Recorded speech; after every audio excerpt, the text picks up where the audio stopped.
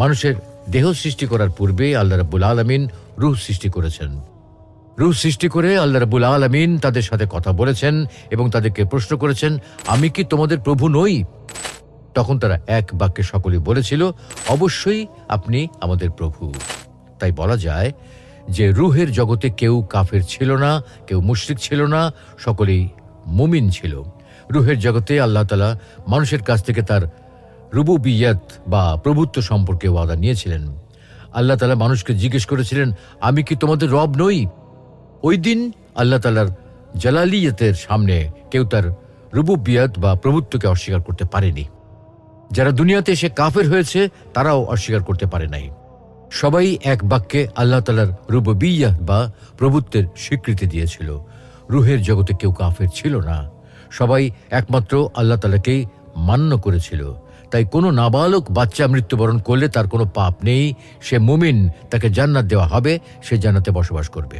ঠিক তেমনি কোনো পাগল ব্যক্তিরও কোনো পাপ নেই, সেও জান্নাতে প্রবেশ করবে, কারণ তারা সবাই রূহের জগতে আল্লাহ রাব্বুল আলামিনকে রব হিসেবে স্বীকৃতি দিয়েছিল।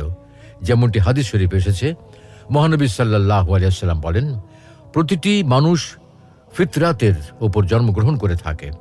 ফিতরা হচ্ছে আল্লাহর প্রতি বিশ্বাস বা ঈমান। কিভাবে আল্লাহর কাছে ক্ষমা চাইবেন? যে অনবরত গুনাহ করে কিংবা নিজেই নিজের ক্ষতি করে অতঃপর আল্লাহর কাছে ক্ষমা প্রার্থনা করে, সে আল্লাহকে পরম ক্ষমাশীল ও অসীম করুণাময় হিসেবে দেখতে পায়। আসসালামু আলাইকুম ওয়া রাহমাতুল্লাহ। সুপ্রিয় দর্শক, মানুষ মাত্রই ভুল করে, কারণ মানুষের মাঝে জন্মগতভাবেই ভুল করার প্রবণতা রয়েছে, আর তাই কোনো মানুষই ভুলের ঊর্ধ্বে নয়।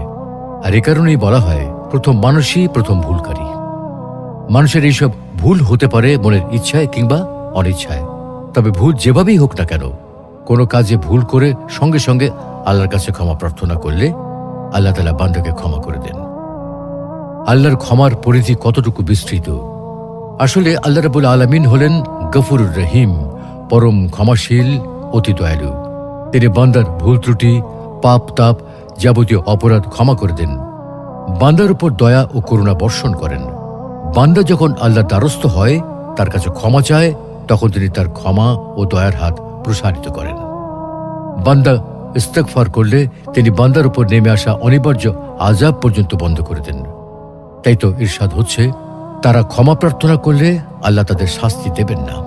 আমাদের প্রকৃত মালিকানা তো আল্লাহর, আর বাস্তবিকই তিনি আমাদের মালিক। আর এই কারণেই আমাদের উপর আবশ্যক হল একমাত্র তাঁরই ইবাদত করা, তাকেই একনিষ্ঠভাবে ভালোবাসা। একথা পরম সত্য যে যদি মহামহিম আল্লাহ রাব্বুল আলামিন চান, তাহলে তিনি মুহূর্তের মধ্যেই আমাদের সকলের প্রাণ হরণ করে নিয়ে যেতে পারেন, এবং এ ব্যাপারে তিনি সম্পূর্ণরূপে সক্ষম। আমরা যে প্রতিদিনই ঘুমাই, এর অর্থ হল আমরা প্রতিদিনই মৃত্যুবরণ করি, কারণ ঘুম হল ছোট মৃত্যু।